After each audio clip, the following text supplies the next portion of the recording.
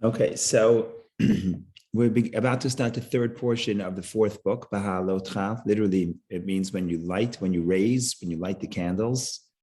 And we are concluding the section of the Torah that described how the Jewish people actually camped in at the foot of Mount Sinai for more than a little bit less than a year, 10 days less than a year.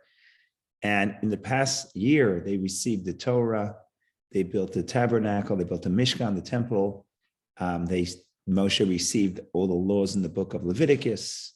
And then in last week's Parsha and the week before, we read about how they prepared to travel, how they have the temple in the center, and the four camps of three tribes apiece are on the four sides of the temple, and everything is organized, but they're still in one place.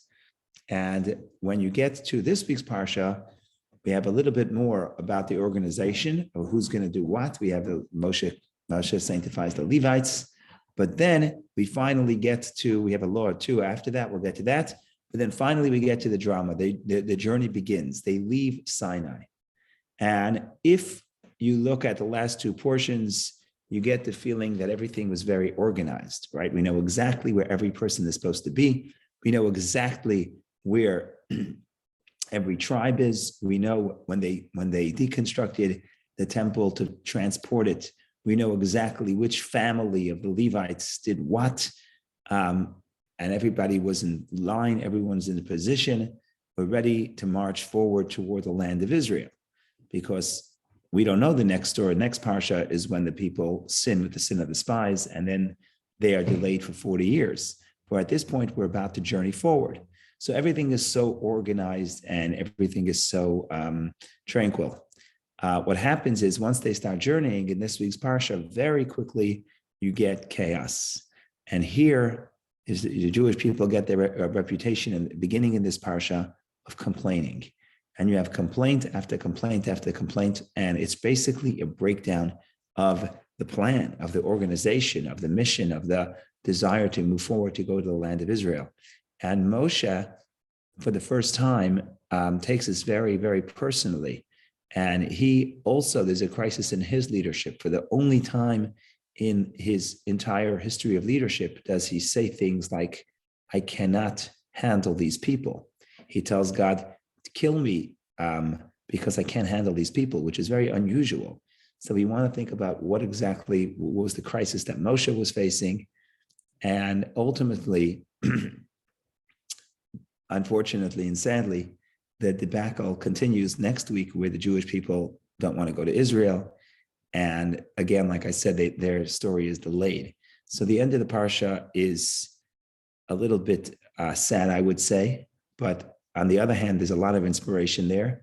The beginning of the Parsha, I believe, I haven't seen anyone say this explicitly, but I believe that the beginning of the Parsha is preparing us and giving us the tools to deal with the chaos at the end of the Parsha.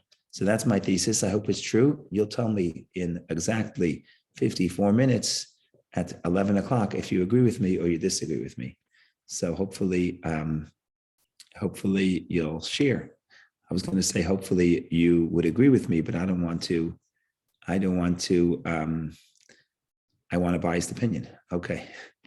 As is our custom, we start with the Parsha in a nutshell. So I'll share the screen. It's a short nutshell for a long Parsha. Here we go. Aaron is commanded to raise light in the lamps of the menorah, and the tribe of Levi is initiated into the service of the sanctuary. A second Passover is instituted in response to the petition, why should we be deprived, by a group of Jews who were unable to bring the Passover offering in its appointed time because they were ritually impure. In other words, we are at the first anniversary of the Exodus. God tells the people to bring the second Passover. They do so. Some people cannot, because the requirement for the second Passover is that for any Passover, the requirement is people be ritually impure.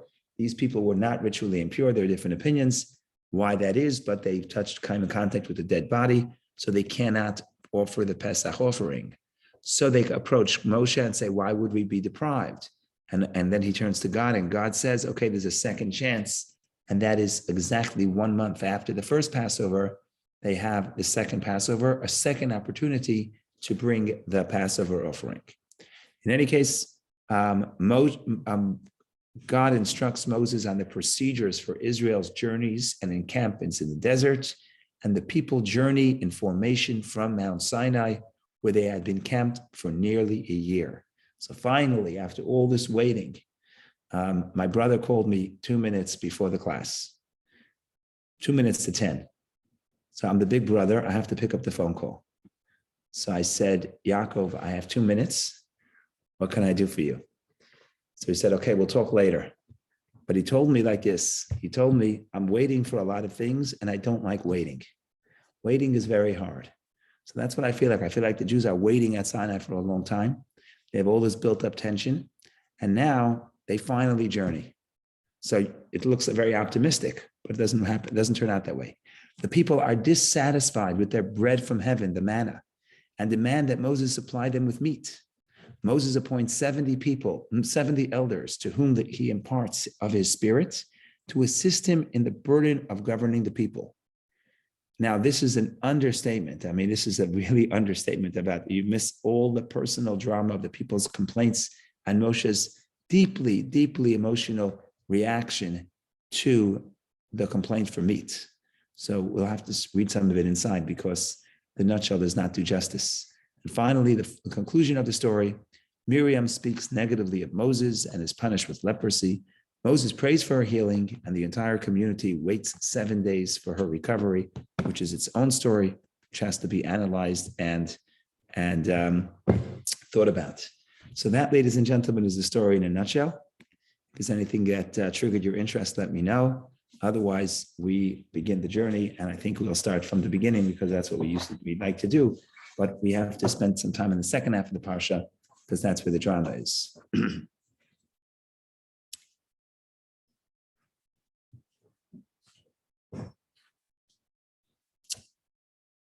Okay, instead of everybody's happy, everybody's good. Okay.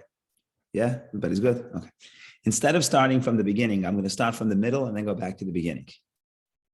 I'm going to start from the complaints, and then we'll go back to the beginning because I think the beginning will shed some light on what they were complaining about. I'm sorry. What did I say? The beginning, the complaints will understand what God was trying to tell them in the beginning. The complaints will explain what God was trying to tell them in the beginning.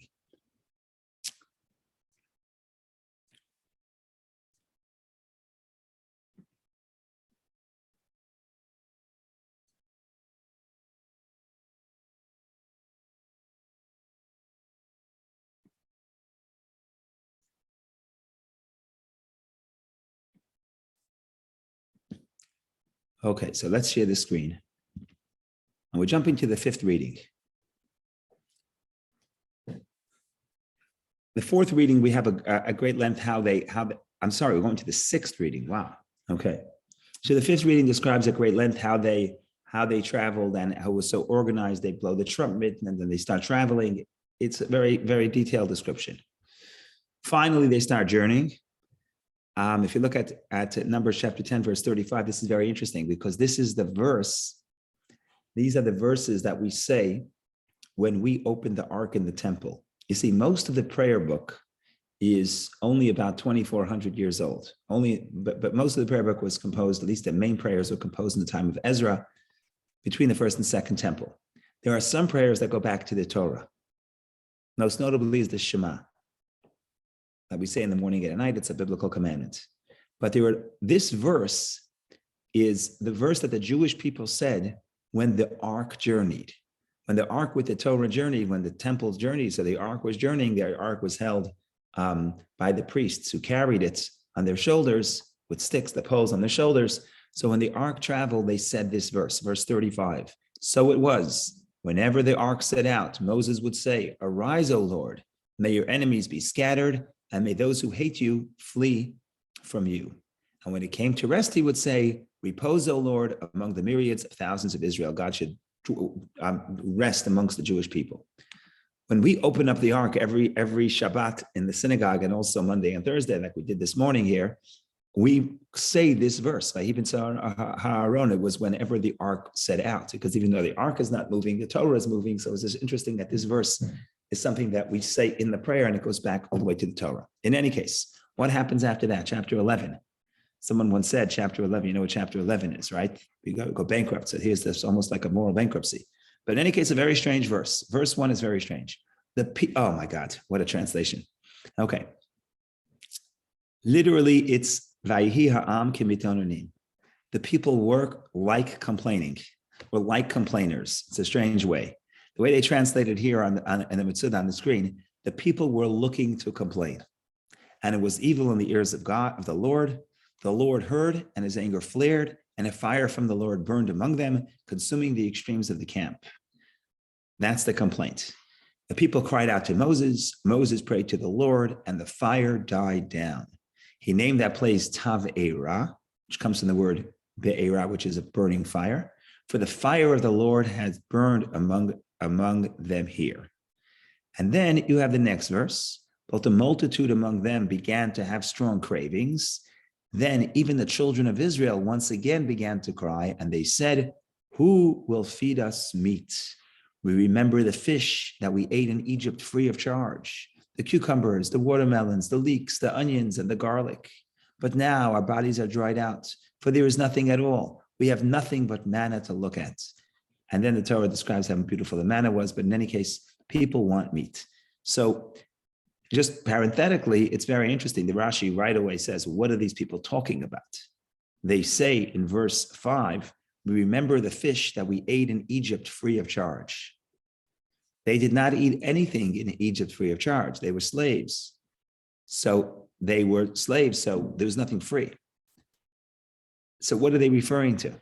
It's very strange that the Jewish people, only 1 year after the Exodus, a little bit more, a year and a few days after the Exodus, a year and a month, a year and 45 days after the Exodus, they're already complaining we want to go back because it was so good. The conditions were so good. We had free fish. We had free sushi. It's ridiculous to say that. So what Rashi explains, Rashi adds one word. Beautiful. It's beautiful how you could say something so deep and so short. What Rashi says, let's see Rashi. Show Rashi's commentary. Rashi says, verse 5, we remember. Oh, Rashi says no. He says more than one word. The answer is in one word. Rashi says as follows, which we ate in Egypt free of charge. Says Rashi, quoting the Medrash, if you say that the Egyptians gave them fish free of charge, does it not already say straw shall not be given to you? In other words, not only did the Egyptians not give the Jewish people food, they did not even give them food free of charge. They didn't even give them the straw which they needed to make the brick. Now, if straw was not given free of charge, was fish given to them free of charge? So what does free of charge mean? Free from the commandments, free from the mitzvot. Chinam min ha-mitzvot. What they're saying is, yes, in Egypt, we had to work hard. But when we got our fish, we can eat our fish. We had no spiritual burden. Here, the Jewish people complain, at least some of them say, we have restrictions. We have moral restrictions. So now we're free people, but we have a moral burden, and they weren't happy about that. Okay, so that's just interesting to think about. I don't want to get into that right now. What I want to do is ask a different question and ask, what is the nature of the complaint in chapter 11, verse 1? The people were looking to complain. Literally, the people were like complainers. I don't know why what Rashi says. Let's see what Rashi says. If Rashi says, Rashi says we're looking to complain. The term mitonanim denotes a pretext. They were seeking a pretext to turn away from the omnipresence. Similarly, it says regarding Samson that he sought a pretext, to'ana. In other words, to'ana is not a real complaint. When you complain for a to'ana mitonanim, the root is you're looking for an excuse to complain. Sometimes we all know that. Sometimes we complain and we don't really, the nature of our complaint is not the real issue. We're just looking to complain, or other people are looking to complain. So that's what Rashi says. But I have a different question. What were they complaining about? I understand it was an excuse, but what were they complaining about? What were they kvetching about? It's very interesting because the Jewish people are going to complain many times in the desert, but always the Torah gives you the nature of the complaint. What do they want? Sometimes they want things that are illogical. They want to go back. They want to have the free fish in Egypt. There was no free fish in Egypt. Okay, I get that. But at least the Torah tells you what they complained about, right? In verse 4, there's another complaint. The Torah tells us clearly, the multitude among them began to have strong cravings. Then even the children of Israel once again began to cry. In other words, the first clause of verse 4 talks about the Asaf Suf. Asaf Suf is the collection of people who came, Egyptians primarily, but other people as well, who joined the Jewish people when they were leaving Egypt. Called Asaf Suf. Asaf Suf comes from the word le'esaf, to gather. People who gathered and joined the Jewish people when they left Egypt. So they began first to complain. However, the Jewish people also joined. That's what he says. Then even the children of Israel once again began to cry, and they said, who will feed us meat? Okay, so I understand what the complaint is in verse 4. And like I said, every time the Torah complains, later on we're going to have complaints. They're afraid to go to Egypt. They're afraid to go to Israel. Whoops. Later they're going to complain and say, why is Aaron the high priest? We all want to be high priests. That's in Korach in 2 weeks. We always know what they're complaining about. What are they complaining about over here? So it doesn't say. Maybe it doesn't matter. Maybe that's what Rashi is saying. It really doesn't matter what they're complaining, because the point here is they're just looking to complain. So to say what, it was too cold, it was too hot, it's no point. There was no reason to say the complaint, because they were just looking for an excuse, so it doesn't really matter. There are theories that say as follows. What the Jewish people are complaining is because they're not happy. Why are they not happy? So you could say people, they want meat, they're not comfortable. But we discussed this in the JLI on Thursday, I think, on Tuesday. But the true reality is that when people complain, they almost never are complaining for what's really bothering them. Almost always there's a deeper motivation of the complaint. And people almost never will tell you, or will be able to articulate, even to themselves perhaps, what is really bothering them. And today, when we're studying the Torah in 2022, we have the benefit of all the science of psychology, we maybe get a deeper look at the Torah. So I can give you examples, but I'm not good at examples. I'll tell you what my brother told me yesterday. The same brother who called me today also called me yesterday. He told me that he was sitting in the doctor's office and they was looking at a book of psychology, and it's made up of all kinds of, what do they call those? They call those, what's the word I'm looking for? It's made up of cartoons. And the kid says something, and then on the side, the cartoon says what they're really saying. So the cartoon is, the kid says, I am bored. And the room is full of things to do. There are toys, there are games, there are computer games. There's just no end of things that the kid could do. And the cartoon says, the kid says, I'm bored. So what do you do when your kid comes to you and tells you you're bored? So you can give him advice. You could say, go play with the checkers, go play computer, go ride your bike. It's all wonderful. But then this book, the cartoon said, on top of the cartoon, it says what the kid really means to say. What the kid really means to say is not I'm bored, but I'm lonely. Okay. Now, all the games in the world are not going to make you not lonely. So it's a different problem. Now, if the kid comes to you and says, I'm bored, and you're going to listen and only process what they're saying externally, you're going to offer a lot of solutions, but the solutions are not going to be the solutions to the underlying problem, because the underlying problem is that not that the kid is bored. So giving him what to do is not going to help. Lonely is a problem. Is the problem. Once you know the problem, you could therefore solve that problem, and you'll be able to solve it directly without being distracted. Now, the solution may be you do something together, you play a game together. That may be the solution. But if that's the case, it's not the board game that's the solution. It's the connection. Why am I saying this? I'm saying this because when the Jewish people complain, it's what are they complaining about? What's the deeper picture? So one theory is like this. What the Jewish people are really complaining about is that right now it's become clear that the Jewish people actually are separated from holiness, from serving in the temple. Because if you want to go back a little bit in the history, what was supposed to be the order, we just only read about this 2 weeks ago in Bamidbar, when the Jewish camp was being organized and how they're going to travel to the desert. What was supposed to be is that the people who serve in the temple is every firstborn. So every family has a priest, quote unquote. Every family has somebody that's going to represent them in the temple. And that was the order, the way it was supposed to be. That was the preferred order. And some people actually say that's going to be in the Messianic era. That's the goal. That's the ultimate, not to have a certain class of people, of Jews who serve in the temple. Rather, that there should be, every family would have somebody of their own family representing them in the temple. And it works both ways, represent them in the temple, but also is dedicated to spirituality. And therefore, when they come home, they influence the family, but from a place of closeness and intimacy. What happens now? Because of the sin of the golden calf, God says, no. What's going to happen is the Bechorim, the firstborn, are no longer going to be the ones serving in the temple. Instead, we're going to have a new model. The new model is the tribe of Levi are going to serve in the temple. Okay, so the Jewish people knew about that after the sin of the golden calf, but never did it become so in your face and so tangible as once they start journeying. Because what happens when they start journeying? When they start journeying, there's 4 camps of Jewish people. The temple is in the center, but between the temple and the Jews is the Levites, right? You got Levites all around the temple, guarding the temple. Guarding from who? Guarding from the terrorists? No, guarding from the Jews, right? In other words, to make a separation, to show distinction. And this is now in their face. They feel that there's sort of a barrier. They've been rejected from the spiritual service of God. And what happens is that even in this parsha, so that we read last parsha, or 2 parshas ago. In this parsha, right before they start journeying, if you want to look at what happens, what actually happens is a whole section in the first portion, how God says that you have to, God tells Moses to sanctify the Levites and make a whole ceremony and bring them close to serve in the temple. All wonderful. But what happens if you're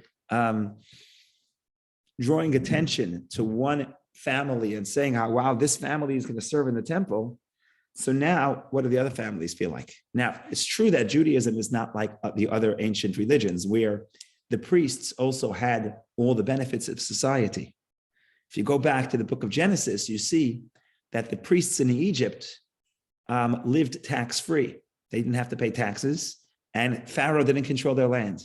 So you have a class of people who were the priests, the spiritual leaders. They had the spiritual benefits, but also they were the wealthiest.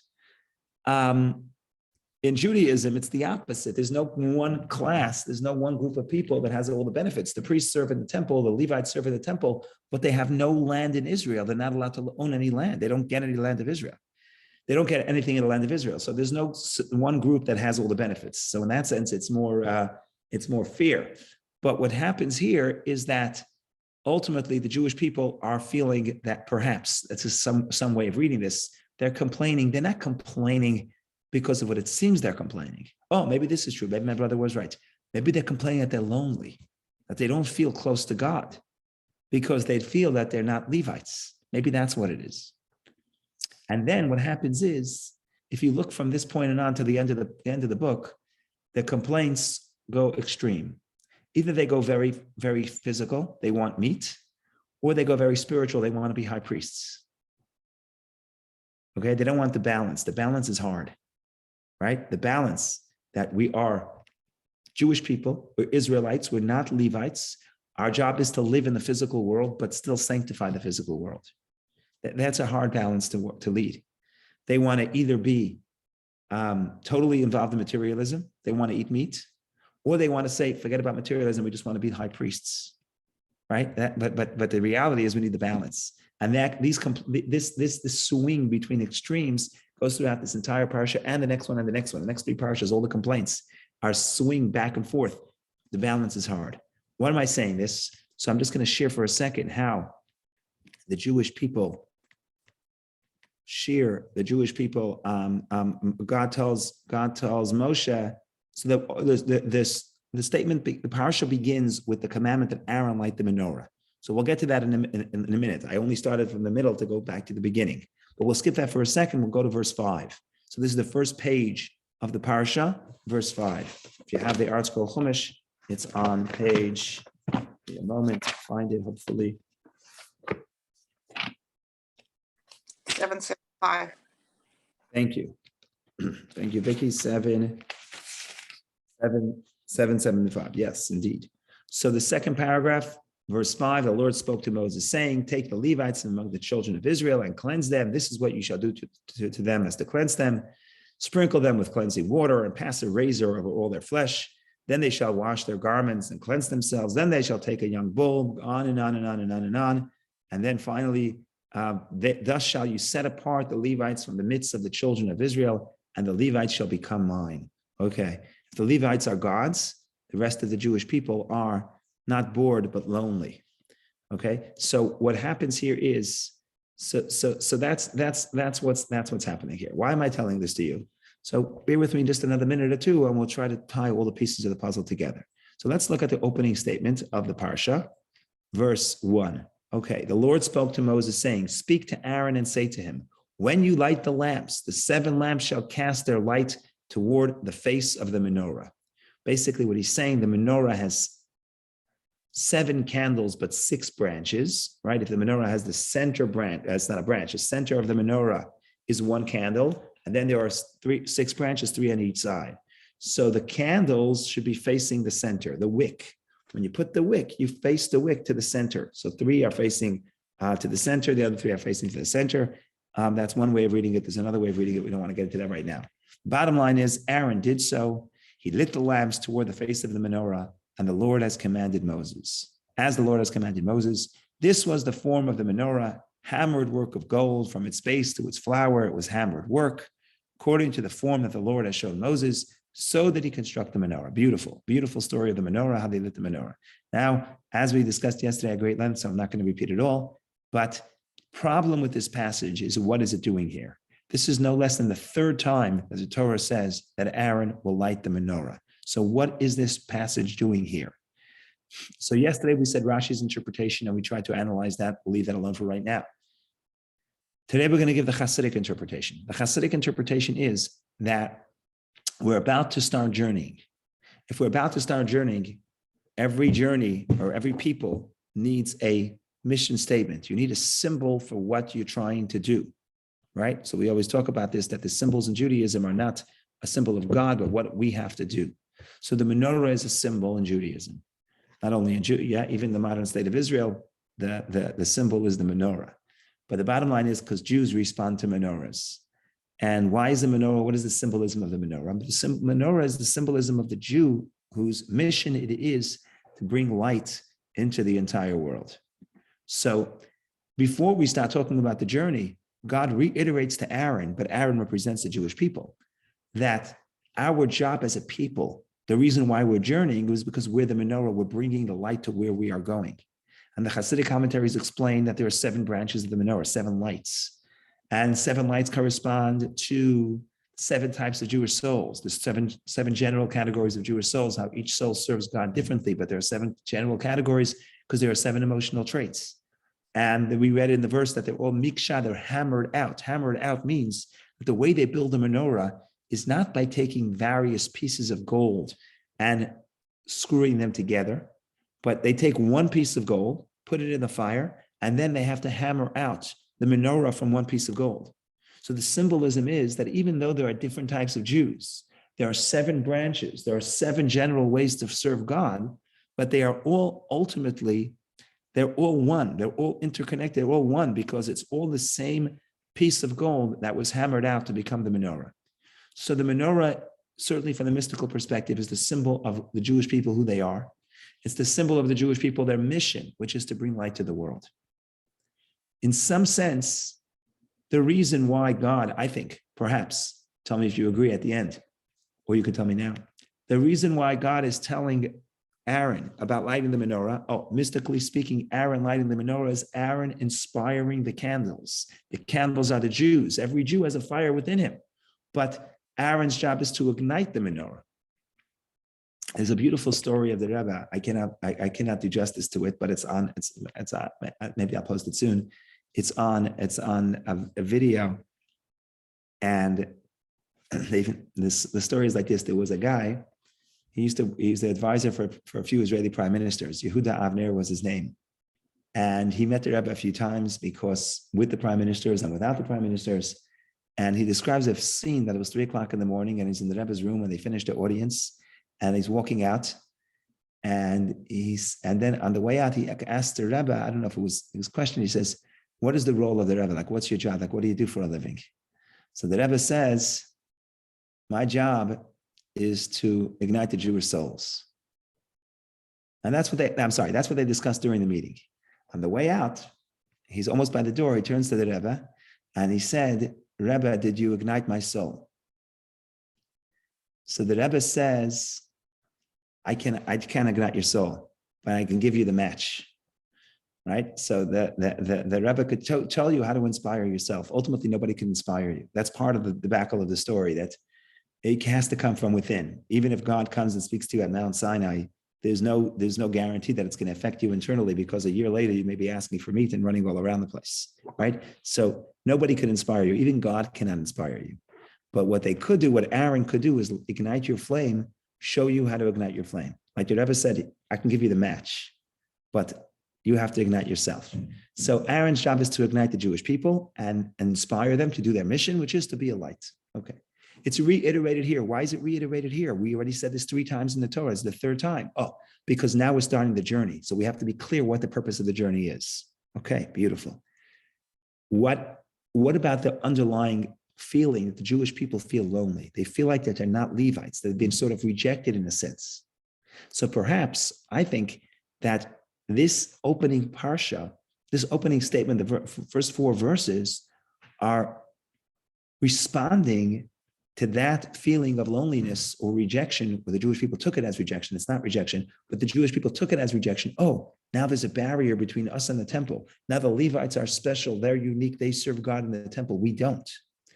So what God is telling the people, yes, the Levites serve God in the temple, but the Israelites serve to bring the light of the temple to the whole world. We're like the menorah, and the Talmud has a whole thing that the light of the menorah was designed not for the menorah, not for the temple itself. The temple itself, God doesn't need light. The light of the menorah is supposed to shed a light to the rest of the world. So the Jewish people make a mistake by thinking that the only way to serve God is by coming to the temple. No, that's the position of the Levites. But the position of the Jewish people is to carry the temple, symbolized by the menorah, to the rest of the world. And that's why I think that in the beginning, the Jewish people didn't get the message. But you see, God is highlighting this. Before we talk about the position of the Levites, we say, make no mistake, the Levites are important. They have to maintain a sanctuary, a holy place with this intense holiness, where the rest of the Jewish people can only come a few times a year once they're purified. Okay, fine. That's one way of serving God. But that's not our spiritual mission. Where do we find God? We find God not by going to the temple, not only by going to the temple, we go there occasionally, but primarily by carrying the menorah, by carrying the inspiration of the temple to the rest of the world. So I think that what we're doing here in the beginning is setting the tone. And by the way, the same theme happens at the end of the parsha. At the end of the parsha, when people want meat, and God says, I'll appoint 70 people because Moshe says, I can't handle this. Long story short, there's a quote by Moses, and Moses says, I wish all the Jewish people would be prophets, because basically there were 2 prophets prophesying, quote unquote, without permission. So Moshe's people, Moshe's lads, Moshe's people who hung around Moshe were very upset because they took that as a rebellion against Moses, because they prophesied without the permission of Moses. Moses says, I wish all the Jewish people would be prophets, that God will spill his spirit upon them. Beautiful, beautiful verse. What Moshe is really telling the people is, not every Jew can be in the temple, but every Jew can be a prophet. Every Jew can have the spirit of God with him, spirit of the menorah. So in other words, that same theme, the beginning of the parsha and the end of the parsha, highlights that although the Jewish people are not Levites or not priests and do not dedicate most of their day to service in the temple, they are not lonely. They have the spirit of God with them, symbolized by the menorah, which is their spiritual mission of bringing the light of the menorah to the rest of the world. Also, it has to do with the idea that the spirit of God, sometimes it's expressed in the spirit of prophecy, but it's the spirit of God, the feeling of closeness and connection to God, that every Jew can achieve, even if I'm not a Levite. So that's the story in short, just to put it in the context of why God would start the parsha with the menorah, because now we're starting the journey, and now we need a mission statement. And also, I believe, because now we have to address the feeling of disappointment of the rest of the Jewish people, that now it's clear and tangible that they're not Levites, they're not separated, they're not holy. But God has to say, they may not be holy as the Levites, but their mission is different. And because it's different, they're just as important, if not more important. But the bottom line is they should not be lonely. So I appreciate my brother called me yesterday and told me about the cartoon because it turned out to be very helpful for today's parsha. Go ahead, Elisa, Shoshana. Oh, we can't hear you, I don't think. Okay. I have a question about a part that maybe you spoke about before I got on. In chapter 9, when it's talking about the cloud moving with them, and it spends a lot of verses saying the cloud was with them, they stayed. The cloud, when the cloud moves, they move. Why so much repetition with that? So I didn't mention that. I didn't prepare anything off to say on this. But offhand, I would say two things. I would say, first of all, what it's showing us is the message that when we travel, we're traveling by the direction of God. Right? It's not just, we happen to be journeying point A to point B. We have to get to Israel, so we're taking the journey. However way we get there, we get there. That's one attitude. One attitude is, I have a goal, and I have to reach the goal.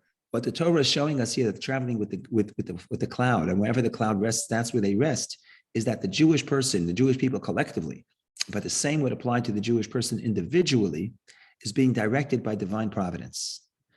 And sometimes even the journey, maybe especially the journey, is God wants me to appreciate the journey and go through the journey. And I could learn from the journey. And I'm supposed to grow from the journey. So I'm here for a reason. And that's a very important place, because a lot of times people, my brother just told me he doesn't like to wait, but I remember when I was a yeshiva boy and I would go to Israel a few times a year, come saying back and forth.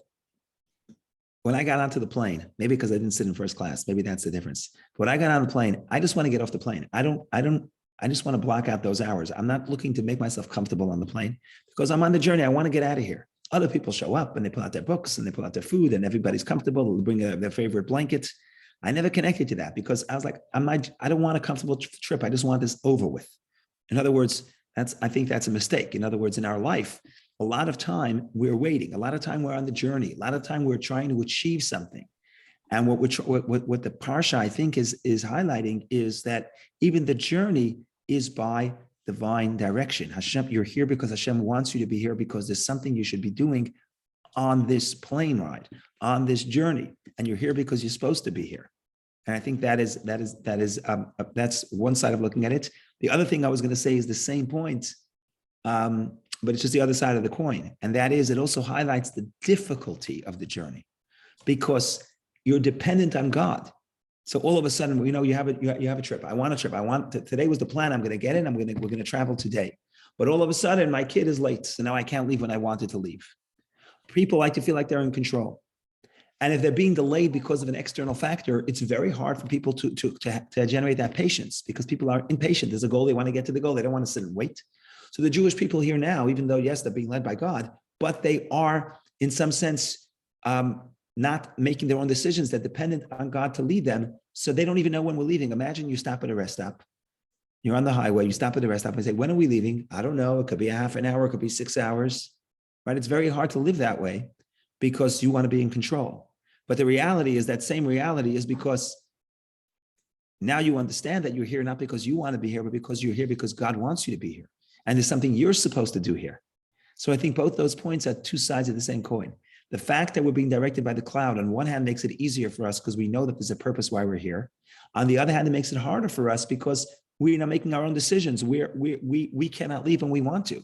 It's almost a feeling of I'm just sitting and waiting for the cloud to rise. It's a very difficult psychological place to be in.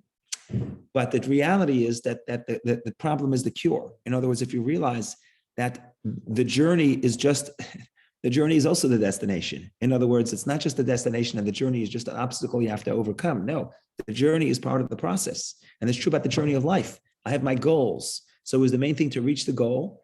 Or is the main thing the process of growth on the way to reaching my goal?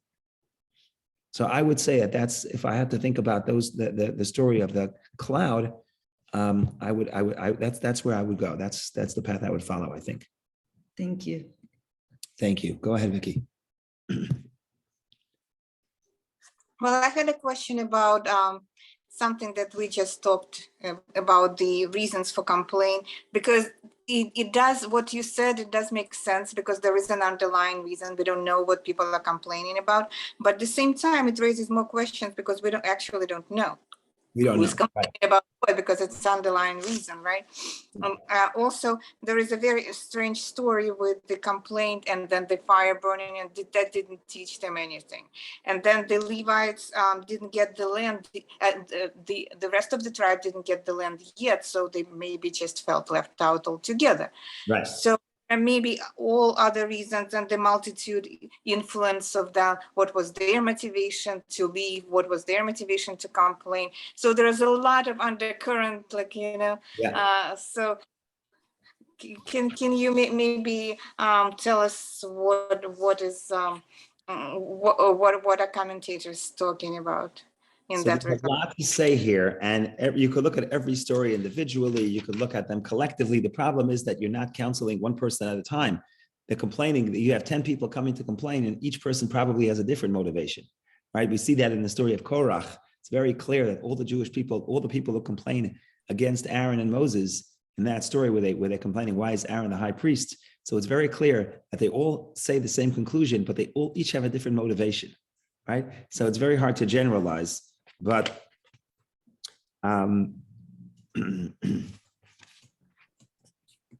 so I don't know if I want to address the concepts, each one individually or collectively. I'm just trying to think what the best way to do this is. But maybe the lesson of the story, how come they didn't learn from the fire? Maybe Moses was enabling them by just praying for them that we can come. So maybe they did learn from the fire. Maybe they did learn from the fire. Maybe they didn't learn from the fire. If you accept this thesis that I didn't create that thesis, I just said that's why we have it in the beginning. But the idea that when they complained, the first complaint is a spiritual complaint of how come they're not Levites, even if they don't say that, but that's the underlying motivation, right? So God says, God punishes them. That's not the right approach. Okay, so what's now the next complaint is not the same mistake, it's a different mistake. The next complaint is we want meat. God, we want to be spiritual. God says, no, you can't be spiritual like the Levite. Your job is to be in the world. So what's the next complaint? What's for supper? We want good supper. If I can't be in the temple, at least I should have a good barbecue, right? So if that's the case, maybe they did learn. In other words, they're swinging, and it's not the same mistake again. It's a completely different mistake. And the balance is what we try to get to, and it's very hard to get to because you're going to see the same story, the same pattern, even though you could say they reached the middle now, where at the end of this parasha, Moshe says, you don't have to be a Levite, and you can be a prophet, and you can have the Spirit of God. A beautiful, beautiful end to the story. And Moshe says, everybody can be prophets. Everybody can have the Spirit of God with them. You're not lonely, even if you're not a Levite. Beautiful. What happens next parsha? Same thing. Spies means they want to remain in the desert. They want to be spiritual. And when that doesn't work out, God says, no, you have to enter the physical world. Then they go the opposite. If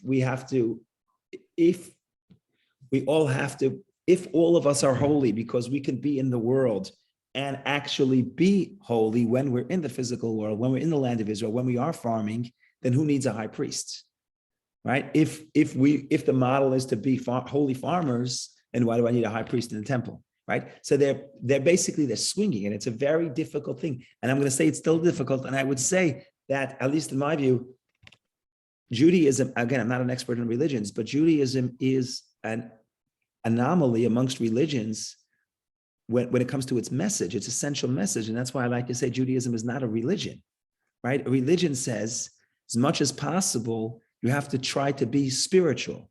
And all the physical things you engage in is just a concession. Because you're a physical human being, you need to survive. So therefore, you have no choice but to engage in materialism. But in reality, if we could, we would all try to be spiritual. And that's why certainly in Catholicism, you have celibacy for the priest, because if we could all be holy, then you want to separate from the woman. That's, by the way, in this week's parsha, Moshe separates from his wife, and that's what Miriam speaks up. Miriam says, this is not Jewish, right? We're not Catholics. But the point here is it's a serious issue here. Judaism is a religion, it's not a religion. It says the goal is to sanctify the physical. That's not the usual. That's not what you would expect from a religion. And it's revolutionary now, and it certainly was revolutionary then. So it's very hard to get the balance. So no complaints that they say, we want to be Levites, we want meat, we want to stay in the desert, we want to be in Israel, but we don't want high priests. It's not just chaos. They're swinging, because when God pushes them one way, they go to that extreme.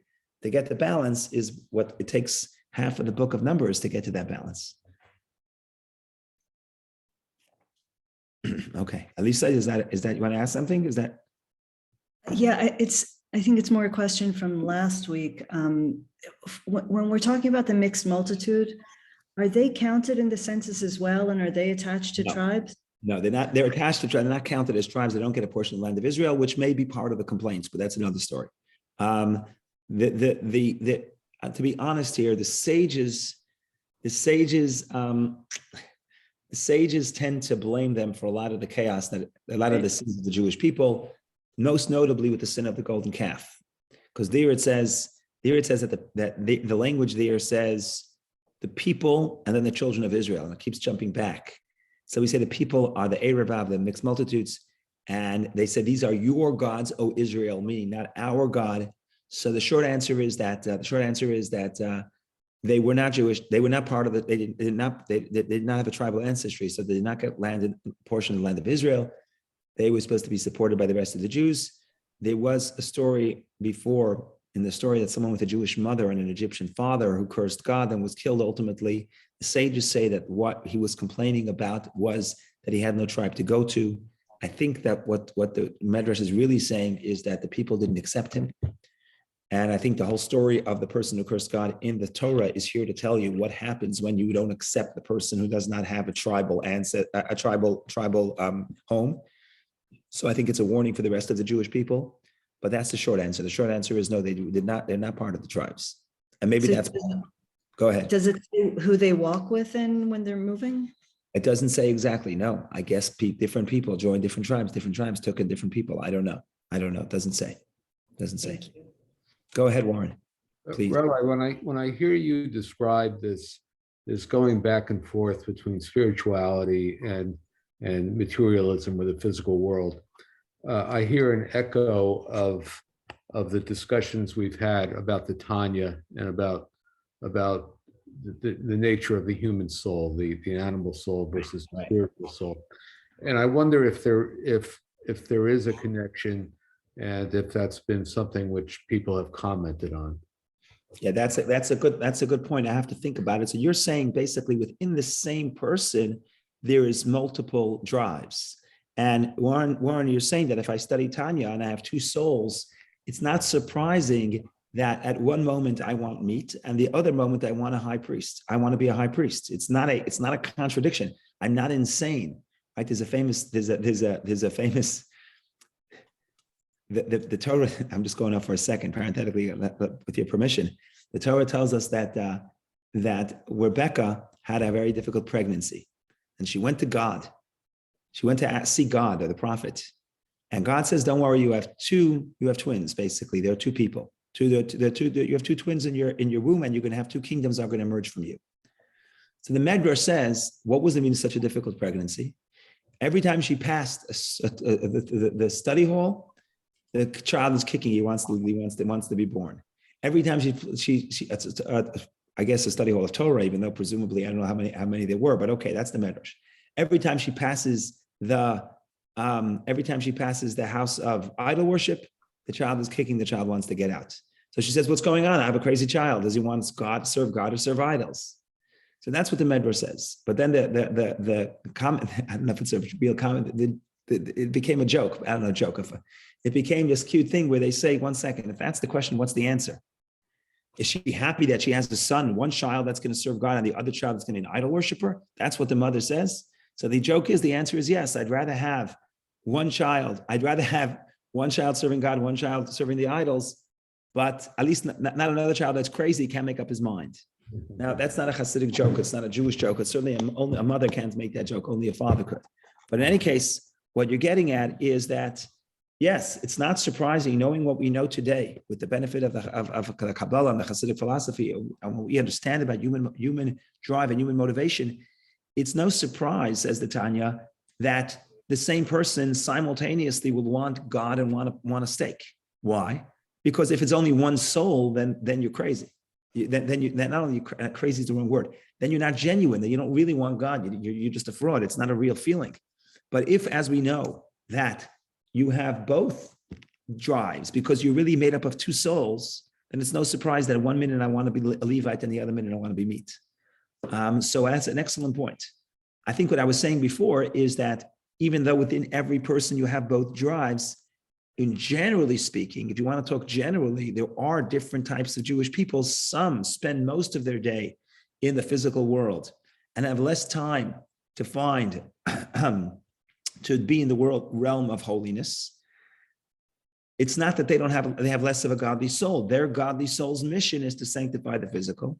And then there's the minority, the tribe of Levi, the Torah scholars, is the minority whose job it is to, quote unquote, what the Talmud calls sit in the tents of study. And they have less time to focus on the physical, more time to focus on the spiritual.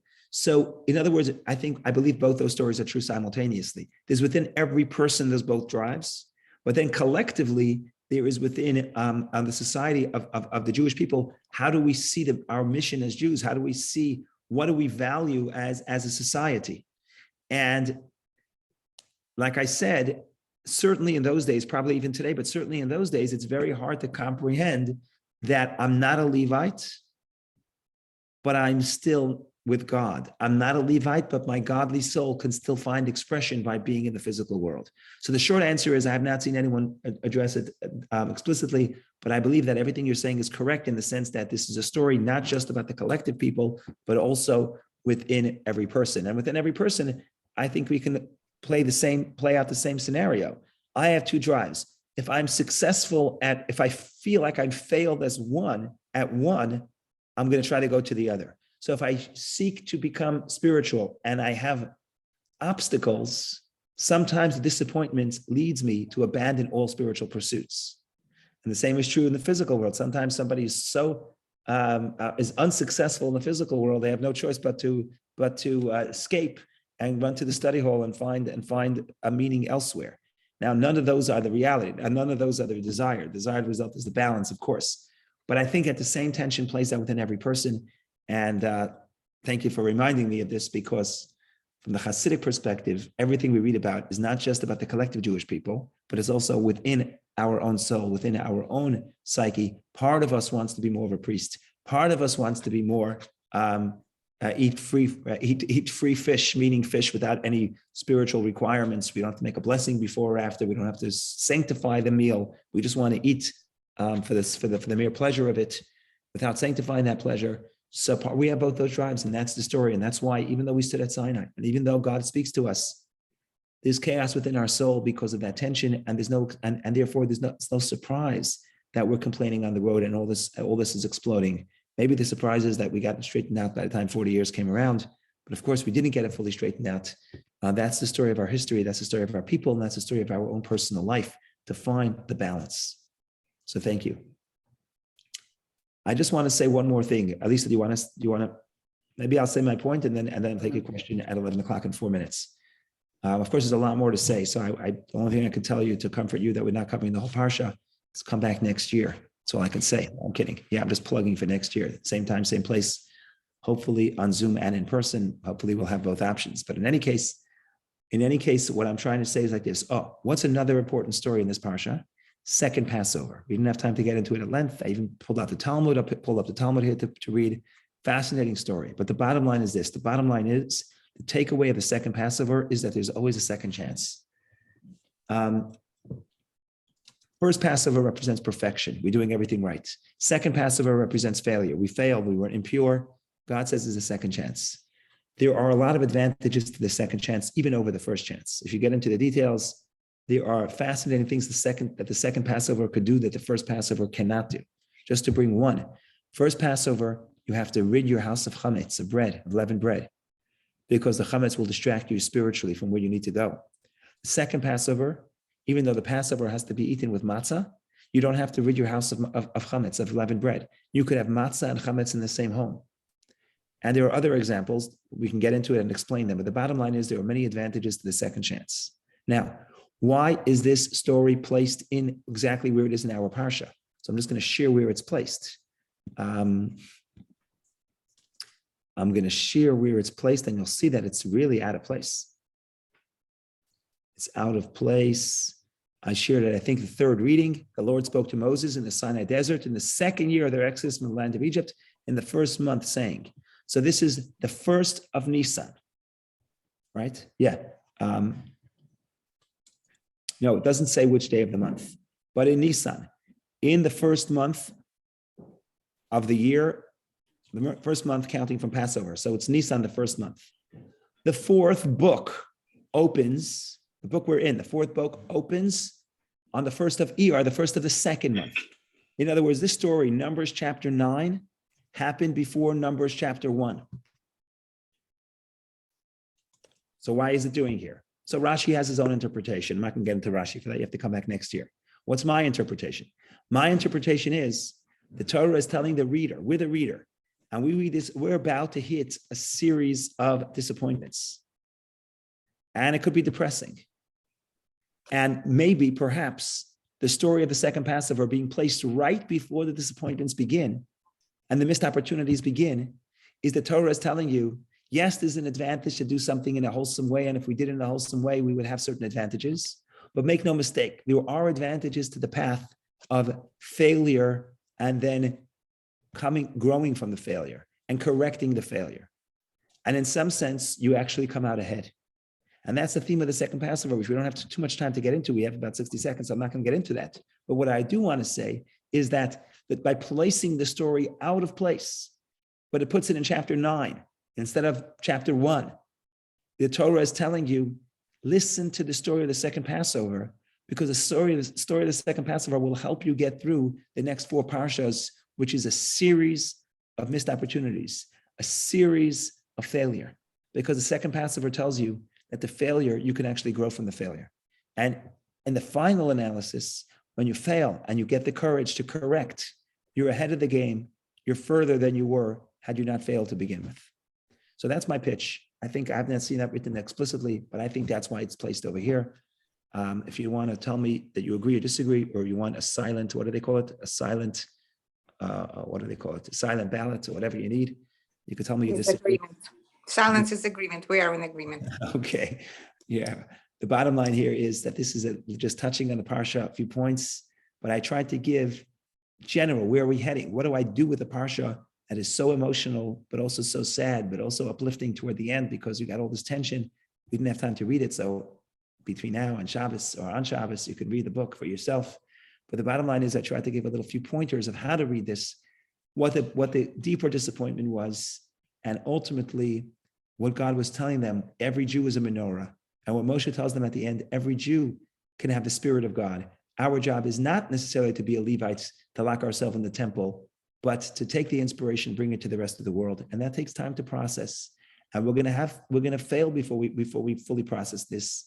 But then we have the story of the second Passover to say, failure is part of the experience. Failure is part of the journey, and you grow from the journey. And that ties into Elisa's point, this whole focus on the journey and on the cloud. Cloud is the divine providence showing you where to go. Sometimes God leads us to the path that's more complicated and more prone to failure, because that is where we can ultimately reach our deepest, develop our God-given potential to the fullest. So this is the story in short, ladies and gentlemen. Thank you for joining. And also connected to the parts about them that they have a role to play, even though they're not the Levites and that they're not going by the firstborn anymore, is that they were the ones who asked for Pesach Sheni. So the request is out. That's that. A lot of that is there's 2 mitzvot that come as a response to the people's request. The first is the people asking for Pesach Sheni for another chance, and the next one is going to be at the end of the book, where the daughters of Tzlafchad ask for a portion in the land of Israel, because at that point only males inherited, and that also is something that they get. So both those stories happen in this book, where the people themselves are taking initiative and requesting and asking for a deeper connection either to God or to the land of Israel, and that connection is granted. So yes, that highlights the limitation of revelation from above, of inspiration that comes from outside.